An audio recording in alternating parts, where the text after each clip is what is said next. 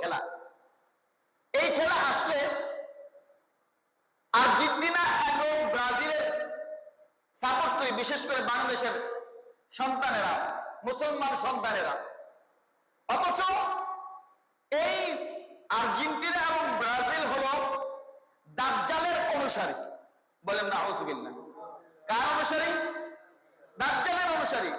বিশেষ করে আমরা যারা আর্জেন্টিনা সাপোর্ট করি, এই আর্জেন্টিনার যিনি অধিনায়ক মেসি, মেসির ডান হাতে আপনি লক্ষ্য করবেন একটা ট্যাটু অঙ্কন করা।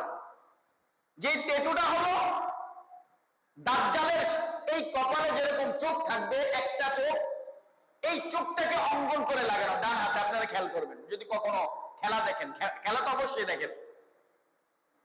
অথচ এই খ্রিস্টানকে আমরা এমন ভাবে ফলো করি, এই খেলোয়াড়কে এমন ভাবে, মুসলমানের সন্তান হইয়া বিধর্মীকে আমরা এমন ভাবে ফলো করি, সে কিভাবে চুল কুলু কাটলো, সে কিভাবে খেলাধুলা করলো, এগুলো সবকিছু করি।